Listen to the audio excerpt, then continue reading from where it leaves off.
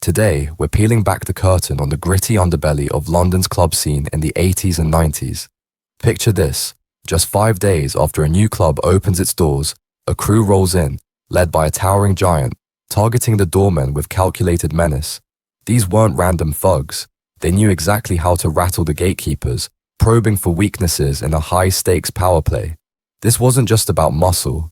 It was a psychological war for control of the nightlife.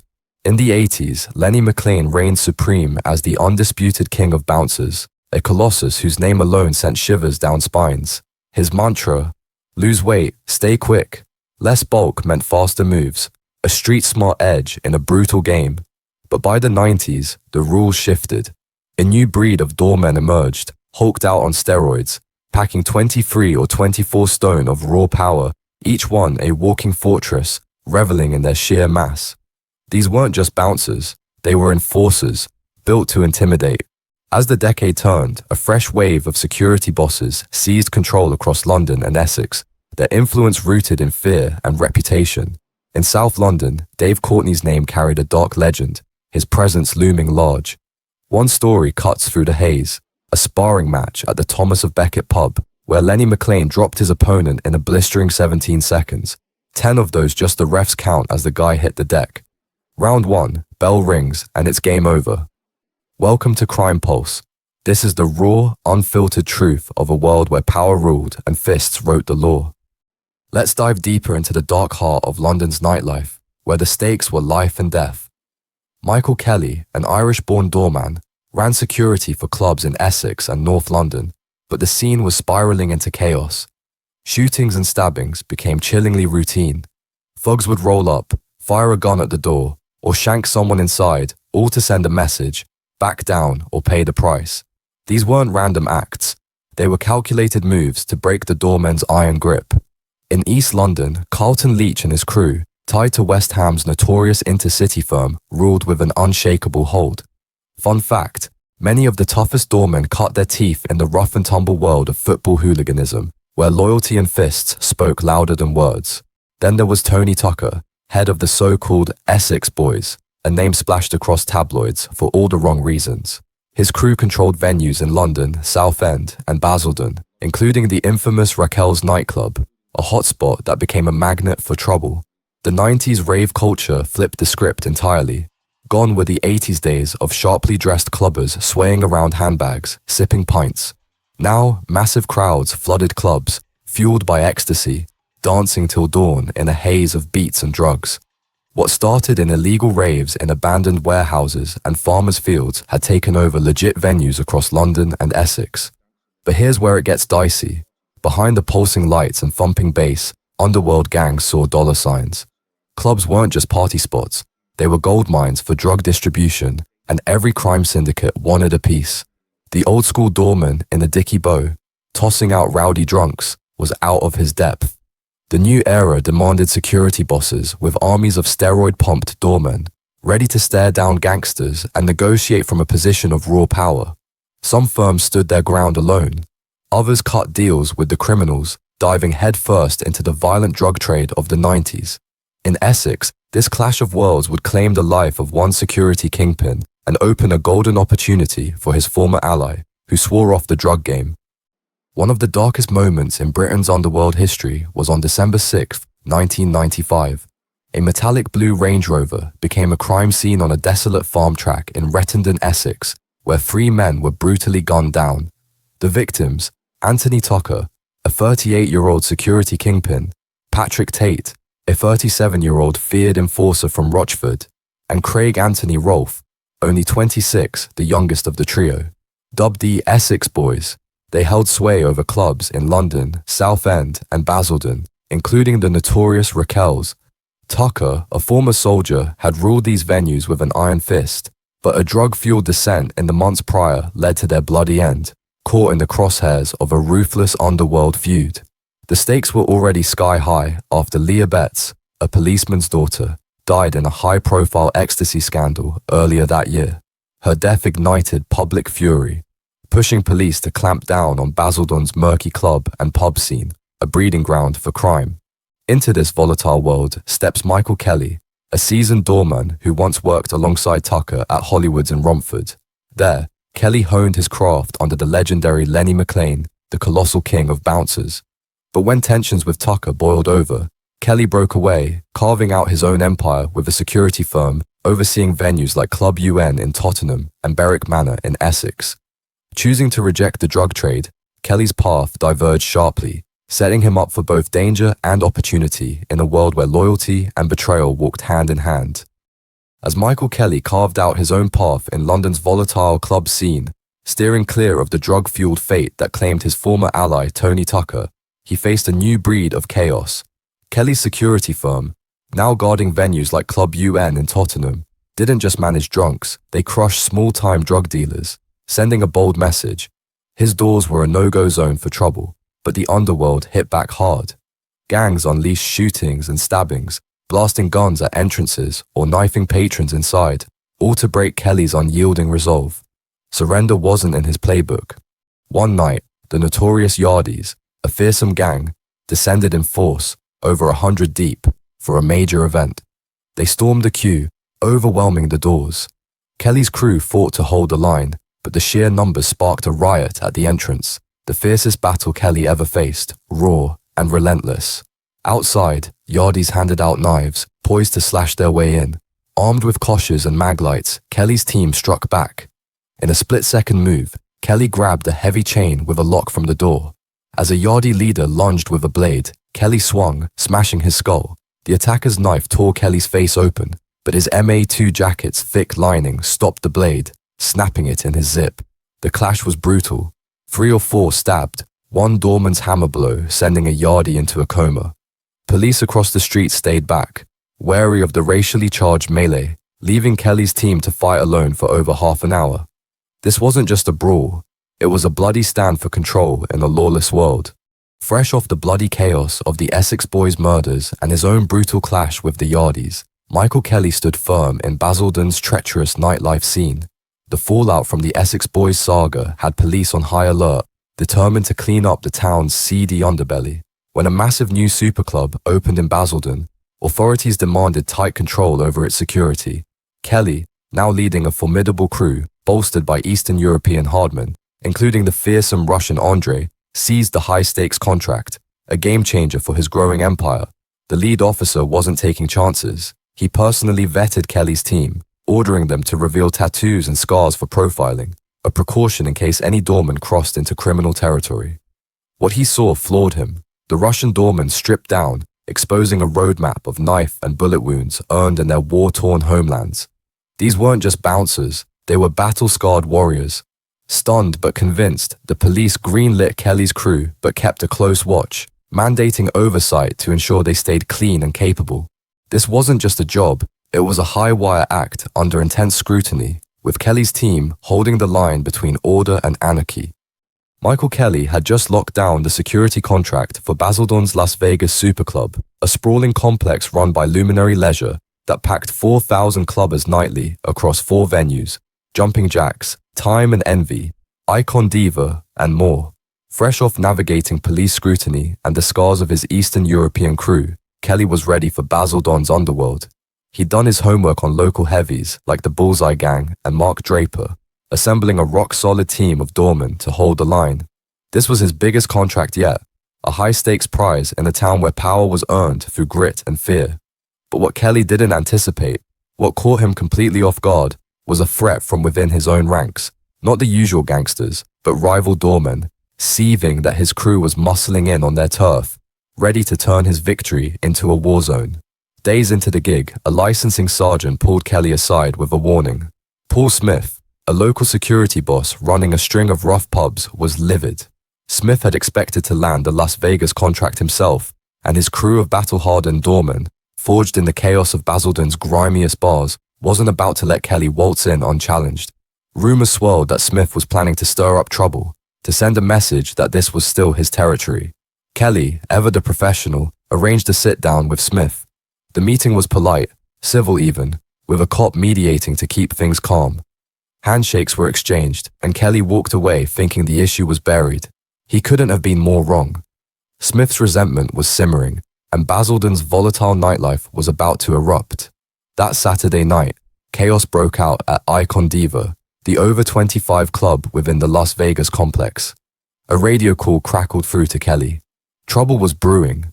A group of 8 heavies had slunk into the club, their eyes locked on the doormen, deliberately bumping into them, testing their resolve. They zeroed in on Aki, a smaller doorman who'd escaped the horrors of Sierra Leone's civil war and was tight with Kelly's brother-in-law, F.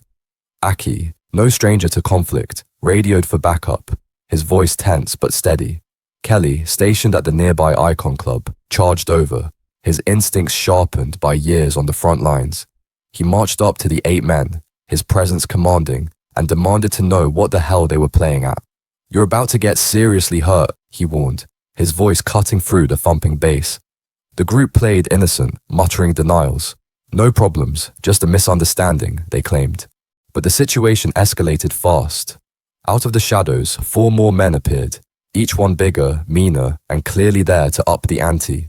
Among them was a 6'4", 25-stone behemoth, a walking mountain who reeked of menace. Kelly sensed the setup immediately. The giant set his pint down with purpose and swung a meaty fist at Kelly's head. Kelly dodged, diving behind a standing podium, his heart pounding but his mind razor sharp. Before he could counter, a blur shot past. His brother-in-law, F, a 30-stone colossus with giantism, had stormed in from jumping jacks. F, the only man bigger than the attacker, charged like a freight train, slamming into the giant's chest and flattening him to the floor, the air whooshing out of him in a defeated gasp. Kelly, with rookie doorman Damien at his side, grabbed the dazed giant and dragged him to the fire exit landing. Pressed hard, the man spilled the truth. Paul Smith had sent them to wreck Kelly's operation. Fury surged through Kelly. He'd been betrayed by one of his own kind. He turned to Damien, a young doorman untested in this level of chaos, and barked, "Grab his wrist!" Damien hesitated, confused. They seized his arms and charged down the metal fire exit stairs, dragging him face first across 5 or 6 steps, picking up speed. Unable to stop, they crashed through the fire exit doors, the giant collapsing in a bloodied heap, his eyes swollen, blood pooling inside it. The remaining 12 or 13 thugs weren't spared. Kelly's 30-man crew, a disciplined machine, pummeled them out through the main exit, just 5 yards away. Standing over the chaos, Kelly unleashed a verbal lashing. "Smith sent you, but you didn't do your homework." His team had overwhelmed the intruders, who'd underestimated the sheer force of Kelly's operation. This wasn't just a brawl, it was a declaration that Kelly's crew was untouchable. But as the dust settled, one thing was clear. Basildon was a powder keg, and this clash with rival doormen was only the beginning of a brutal turf war. Fresh off his victory at the Las Vegas club, where Michael Kelly's crew crushed a rival doorman's ambush, word spread fast. A new, unyielding security firm had arrived in Basildon.